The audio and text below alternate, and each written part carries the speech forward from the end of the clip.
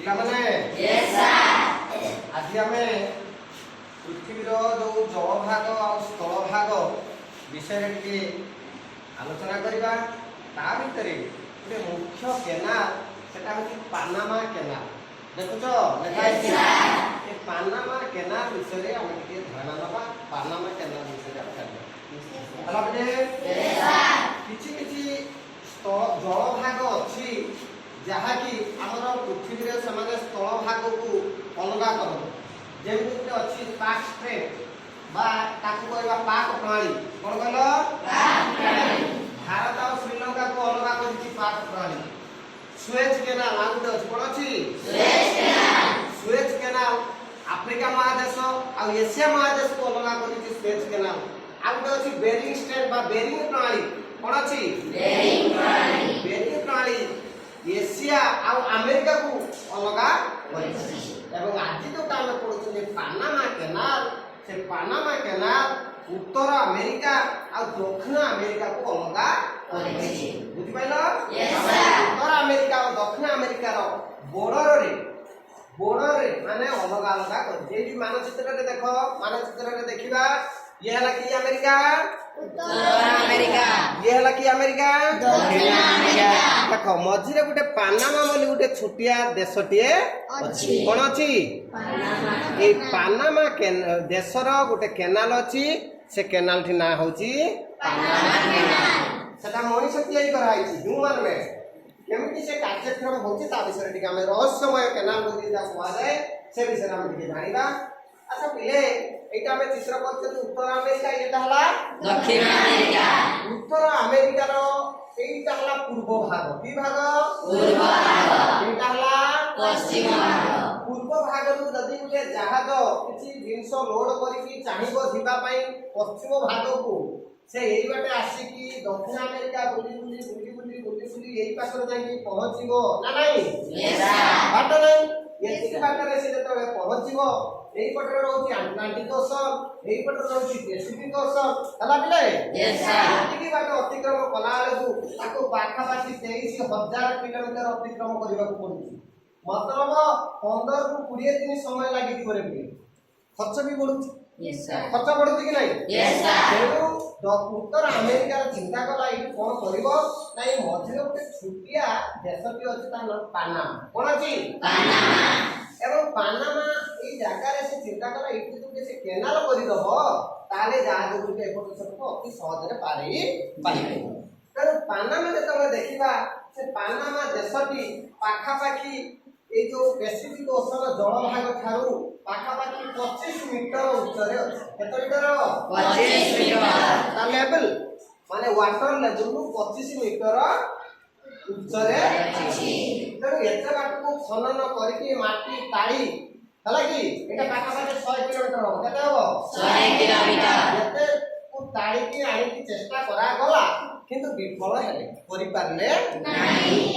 সেটা সে কোন কলে না এইটি টিকে ইঞ্জিনিয়ারিং র ব্যবস্থা করা গলা, ଗୋଟେ চিন্তা করা গলা কেମିତି লিফট মাধ্যমରେ এই পটু মতলব প্যাসিফিক ওশন রু নেকি আটলান্টিক ওশন বা আটলান্টিক ওশন প্যাসিফিক ওশন কো নবা পাই ব্যবস্থা করা গলা। ହେଲା ଇଞ୍ଜିନିୟରିଂ କୌଶଳର ଅତ୍ୟନ୍ତ ଗୋଟେ ରୋମାଞ୍ଚକର ବା ଆଶ୍ଚର୍ଯ୍ୟକର ବ୍ୟବସ୍ଥା କରାଗଲା। କ'ଣ କରାଗଲା ଆମେ ଏଠି ଆଲୋଚନା କରିବା। ଯେତେବେଳେ ଏଟା ହେଲା ଆମର ପ୍ରଶାନ୍ତ ମହାସାଗର। କ'ଣ କହିଲ? ପ୍ରଶାନ୍ତ ମହାସାଗର। ଏଇପଟଟା ହେଲା ଆଟଲାଣ୍ଟିକ ମହାସାଗର। ପ୍ରଶାନ୍ତ ମହାସାଗରକୁ ଯଦି ଆଟଲାଣ୍ଟିକ ମହାସାଗରକୁ ପାନାମା କେନାଲ ବାଟେ ଦେଇକି ଯିବାକୁ ପଡିବ, କ'ଣ କରାଗଲା ନା ଏତେ ବଡ଼ ଭୂଖଣ୍ଡକୁ ଏଠିକି ମାଟି ତାଡ଼ି ଗଣାଗଲା ନାହିଁ। ଏମିତି ଷ୍ଟେପ୍ ବାଇ ଷ୍ଟେପ୍ କରାଯାଇକି ତାକୁ ଲକ୍ ସିଷ୍ଟମରେ, କି ସିଷ୍ଟମ କହିଲ? ଲକ୍ ସିଷ୍ଟମରେ ଜାହାଜକୁ ଉଠାଗଲା। କେତେ ମିଟର? 25 ମିଟର। ଉଠେଇକି ସେପଟକୁ ନେଇକି ଛାଡ଼ି ଏଇଭଳିଆ ବ୍ୟବସ୍ଥା କରାଗଲା। এটা ଗୋଟେ ଆଶ୍ଚର୍ଯ୍ୟ ଲାଗୁଛି। କେମିତି କରାଗଲା ଆମେ ଟିକେ ଦେଖିବା। এইটা ବର୍ତ୍ତମାନ ଗୋଟେ ଜାହାଜ। এটা କ'ଣ କରେ? ଜାହାଜ। ଏ ଜାହାଜଟା କୋଉଠି ଅଛି? କୋଉ ମହାସାଗରରେ? ପ୍ରଶାନ୍ତ ମହାସାଗରରେ ଅଛି। ତାକୁ କ'ଣ କରାଗଲା, ଯେତେବେଳେ ସେ ପାନାମା କେନାଲ ବାଟେ ଦେଇକି ଯିବ ତାକୁ କ'ଣ କରାଯିବ? ଉଠିବାକୁ ଦରକାର ନା ନାହିଁ?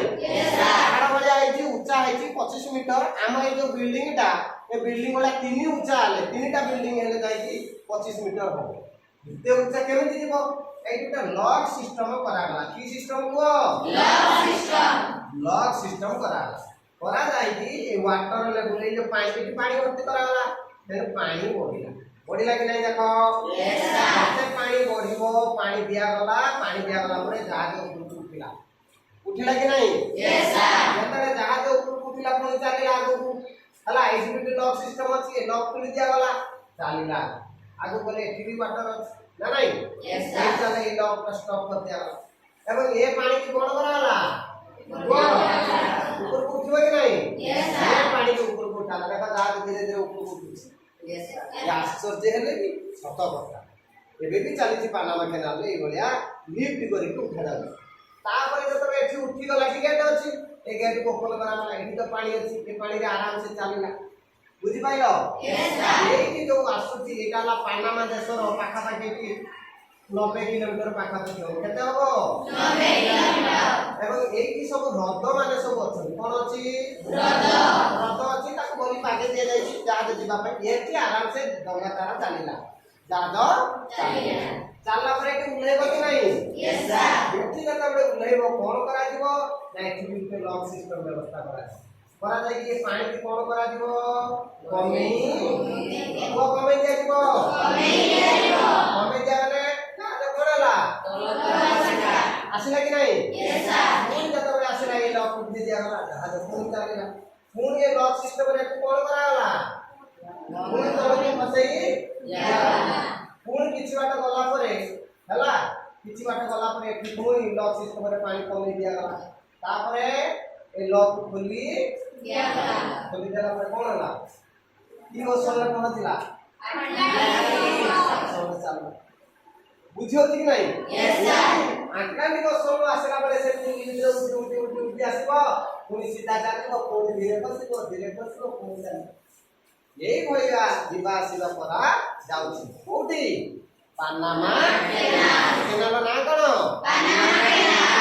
पानामा केनाल रे पाखा पाखी 10,000 रु अधिक कर्मचारी भी नियुक्ति हेतନ୍ତି एवं प्रतिदिन 30 रु 40 जहाज भी अतिक्रम करा जाउछि एपटु सबु जाउछि हला वार्षिक पाखा पाखी 15,000 जहाज